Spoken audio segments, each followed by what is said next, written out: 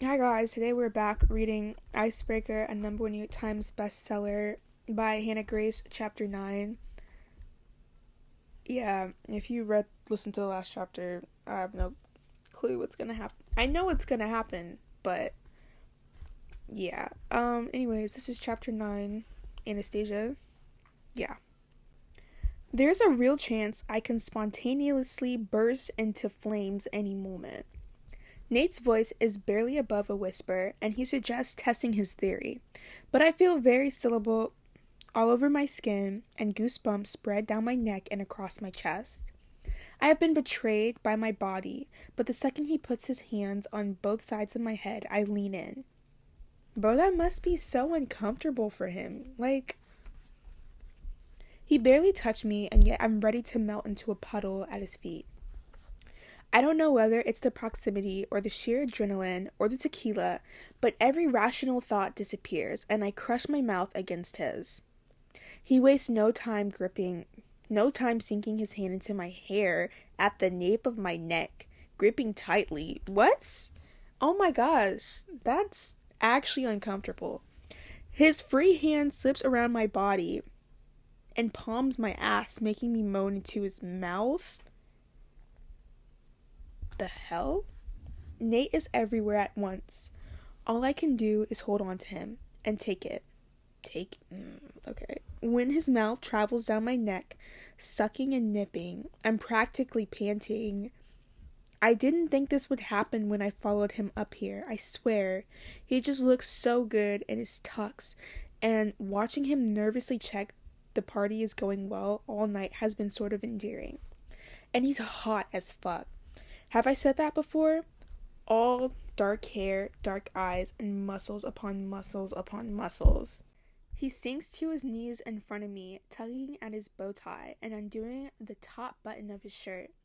With his messy hair from where I've held onto it and his flushed cheeks, he looks up to me, his hands running from my ankle to my knee, then back down again, and yep, still close to melting territory. You sure?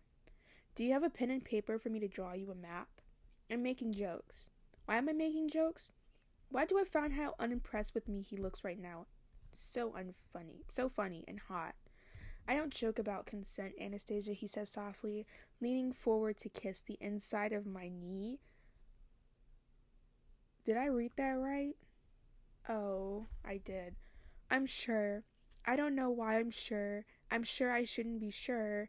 I shouldn't like how he looks holding onto my leg over his shoulder. I'm definitely sure I shouldn't be enjoying his tongue running up the inside of my thigh. He pulls the material of my dress to the side, and when I put on this dress earlier, this is not how I saw the evening turning out. I hear the groan of approval when his mouth gets closer to the apex of my thighs. What is this description? And he realizes I'm not wearing any... Bro, what the hell? I'm not wearing any panties. It's like you were asking for this, you freak. The anticipation is killing me. I know he's doing it on purpose, getting closer and closer, but not doing anything meaningful. I need to wash my mouth with soap. I'm not about to open my mouth to tell him to hurry up when his tongue runs between the folds, circling my... What? Bro, is my house empty? Circling my clit slowly. Okay. A loud, desperate moan echoes the room. I don't even realize the noise came from me until I feel his shoulders move because the jackass laughs. Fingers tickle up the back of my thighs until they can't go farther. His huge hands sink into my ass, squeezing at the same time oh my god, what the fuck is this? Squeezing my clit into his mouth in a way that makes me feel like I'm floating. I'm a wreck. A writhing, moaning, shaking wreck. Shit. I don't even need to be looking at his face, realizing how arrogant he is, right? Now, not that I could, it's buried pretty deep between my thighs. Sinking my hands into his hair for something to hold on, a satisfied groan rumbles in his throat, and butterflies in my stomach freaking multiply. I want to say something smart, sass him in some way, not give him the satisfaction of knowing he's turned me into a whimpering mess in a matter of minutes. One of his hands moved from my ass cheeks, and when I look down, a pair of brown eyes are staring back up at me. They stay burning into me, watching me closely as two of his fingers slide into my G-spot in 2.5 seconds. This is what? It's game over. His pace increases as he pumps his fingers in and out of my perfectly coordinated with his tongue, and if he wasn't holding up my entire body with his mouth, I would have toppled over by now. The feeling keeps building. Hands tug harder at his hair as I cry out, stilettos digging into the hard muscles of his back. I desperately try to move my hips, ride his fingers. Nathan, there's no way I just did that. Oh my gosh. I whimper. I wound so impossibly tight I can't breathe. Nathan, I'm not saying that, bro. I don't even get the word out as every part of me spasms and I scream. Every tingling and throbbing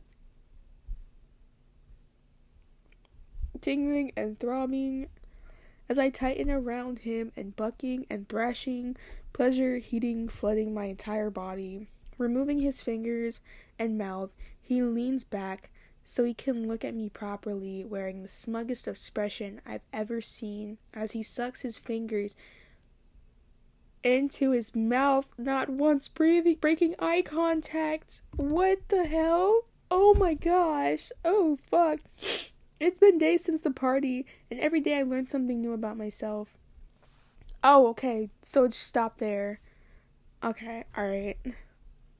I heard it gets worse though. Alright. It's been days since the party, and every day I learn something new about myself. A disaster will do that to a person. The first thing I learned was that I'm good at running in heels. I found that one out when I sprinted from Nate's room. I've learned I'm not good at keeping a low profile, even when I'm actively trying to avoid someone. I've also learned that I'm a pretty terrible criminal. I'd end up getting caught. I'm too jumpy and paranoid, which is why my instinct is to immediately panic when I wake up to the sound of heavy banging on my bedroom door. Ryan's arm tightens around my waist, head burrowing deeper into my neck. His deep groan of annoyance vibrating against my skin. Make it stop. There's only one person in this house who is confident enough to slam their fist against someone's door early this morning. What do you want, Lola? Are you two fucking or can I come in? Ryan and I didn't even hook up last night. We watched a movie and fell asleep. We agreed the benefits aspects of our friendship was over now that he's looking to Olivia to be exclusive with him. I don't feel sad about it because I always knew it'd come to an end. I'm happy I managed to gain a best friend out of what has been an amazing situation. Ryan untangles our bodies and rolls onto his back with a huff. If we were fucking, you just killed the mood. Okay, I'm coming in. Put your dick away, Rothwell. Carrying 2 boxes on her hip, Lola bursts through the door and throws herself onto the bed. She tilts her eyes dramatically when she gets a look at Ryan's exposed chest. He looks at me in disbelief, tugging the duvet up to cover himself. Hooking up or not, I have a picture of Ryan's body as my bedroom wallpaper if I could. Lola is ridiculous. How is my favorite not couple this morning? She asked cheerfully, throwing one of the boxes at me. We have presents. Ryan yawns, ensuring he keeps his body covered as he stretches. Better if he'd woken me up with breakfast instead of a headache. Lola making breakfast is Ryan's favorite thing about staying over. Charming, isn't it? Lol tuts. Nobody likes a drama queen, Rothwell. Who are the presents from? I asked, examining my surname on the box in big letters. Nate. Oh, he sent you a gift? Oh my gosh. She taps away on her phone. The signature video call is starting sound. We have to open them on video call. Video call? Lol, wait. Good morning, Robbie says. You're beautiful in the morning. She got an audience. I grumble before the phone sex starts. So, I have. He responds. Lola turns around so her back is to me and Ryan. She holds her phone up and manages to get the 3 of us in one shot. Oh, what's up? Okay. Robbie does the same thing, showing He has Nate and JJ on either side of him, eating what looks like cereal. JJ is up from his bowl to the camera and chokes. Nathan looks up, too. His expression is blank. Rob ignores him and talks louder over the noise. Open your presents now. Here, Rothwell, Lil says, turning her back around and leaning to hand Ryan the phone. Make yourself useful and be the cameraman. Finally, after what feels like hours since Lo crashed her way in, I rip the box open. I feel weird opening what's supposed to be a gift from Nathan while sitting in bed with Ryan. I have no reason to feel weird, but I do. Oh wait, it might be because I've been avoiding Nate since he gave me the best head. Oh my god, since he gave me the best head of my life 5 days ago. And the first time he's seen me afterward, I'm in bed with someone else. Maybe that's it. Dipping my hands into the box, I pulled some contents. A Titans hockey jersey? Lo squeals excitedly, holding up her matching one. Mitchell is printed on the back, and when I flip mine over, Alan is staring back at me in big white letters. Thanks, Nate. Oh, that's sweet. He got her a jersey. Okay. I was told this is all it takes to make you two listen to me. Welcome to the team. The poor rookie on duty at Robbie's party obviously reported Lola's message. Put them on. Ryan says from behind the camera, I can't believe I'm in bed with 2 hockey stars. I feel so lucky. Could have made it 3 if you'd given me a heads up, JJ says with a snort. Shut up, dipshit. That's my girl you're talking about. Lo winks at me right before pulling the jersey over her head. We have both read enough romance novels and watched enough bad romance movies to know we love a she's mine type of man. I love it. We gotta get to practice. I'll speak to you later, yeah? Sure. Bye. Bye, guys. Ryan and I add. Just before Ryan disconnects the call, we hear Henry. Is that Anastasia? I thought she was avoiding you, Nathan. I managed not to react to Henry's words, other than one long, loud internal scream. But it does not stop the 2 pair of eyes burning into me. It was funny when Lola and Ryan both started intensely staring at me, but now, minutes later, it's sinister. What aren't you telling me? Lo says in her most serious voice. What happened in Vegas stays in Vegas. It's supposed to be a real thing.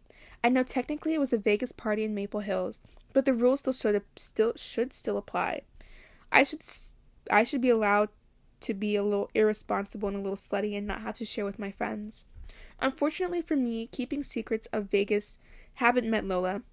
Tell us or I'm calling him back to ask. I sink into my bed, pulling the duvet over my head so I don't have to look at anyone. She went down on me at Robbie's birthday party and I realized. Huh? They both say in unison. I huff and cling on as Ryan tries to tug the duvet back down. He's stronger than me, so eventually I give up. He went down on me at Robbie's birthday party, blah, blah, blah. I ignore their gasps. Lola's genuine and Ryan's pretend one, to play along with her dramatics. It was an accident, a moment of weakness, and I've been avoiding him. You're not going to blah, blah, blah me. It's almost been a week. She screeches, arms flaring around drastically. She turns her attention to Ryan. Did you know about this? No, I was on a date with Lips on Saturday, so I couldn't make this party, he says, completely missing the way her face twists when he mentions Olivia. I'm interested to know how people accidentally have oral sex, stays. Share it with the group. You're a dick, I groaned, hitting him in the chest with a pillow. I was using his bathroom. He was trying to get me to admit I wanted to be friends. Asked if he needed to get on his knees and beg. Classic, Lowell says, rolling her eyes. Said I was only pretending to hate him. Yeah, this sounds like it's start of any good hookup, she says sarcastically, scrunching her nose with annoyance. Get to the good part. Well, he asked if I need to get on his knees, and I was honest. I said the only time I wanted to see a man on his knees is if his head was between my legs. Why would you say that? Because you know he would do it. Like, you can't sit here and say that you didn't expect that when you literally said that. Lola can't breathe. She's laughing so hard, and Ryan is nearly as bad. I'm surprised Aaron hasn't showed up because that would be perfect. You guys are annoying, I mutter, hitting them both against with a pillow. Anyways, he took it as an invitation. She asked me nicely, and was it all I don't joke about consent? Anastasia's super sexy and brooding? Yeah, practically ruined my vocal cords screaming. Took it as an invitation. Ryan repeats back, jaw slack. Stas, you practically told him you wanted to ride his face. You really did. Like, I don't understand why you're acting surprised. You literally told him to ride your face. I did not. I definitely did not. I was simply making a point that I don't see anything good in a man begging at my feet. I'm not sure how it became so misconstructed in a conversation. If anything, I blame Ryan for the situation. If he had been there when Lowell disappeared off with Robbie, I'd have had someone to make sure I didn't do anything reckless. With the reckless. Hot hockey players. Anastasia. He takes my face between his hands and turns my head so I'm only looking at him, not Lola, who is wiping away tears. Why are you crying? Like, what? Wiping away tears? If a woman is telling me the only time she wants to see me on her knees is when my face is between her legs, respectfully, I'm making a move. I'd have kissed you too. Well, technically, I mumble, shaking my face free. If you want to get into the specifics, I kissed him. You're not helping your situation, Anastasia. You're really not. You little slut. Lola says, in delight, I can't believe you were going to tell us. Her eyes look to Ryan, nose scrunching again. Well, me. You two are weird. I don't know what you share, but I can't believe you weren't going to tell me. It's not happening again, Lols. Calm down. Ryan groans beside me and drags his hand down his face. Stas, you know I love you, but you gotta stop being a fucking stubborn. Hawkins is a good guy. Fuck him, don't fuck him. But since when do you avoid people you hook up with? You should definitely fuck him, Lo says, far more enthusiastically than I'd like. I agree. You probably should at least want Stas for science, the performing arts major and the English literature major.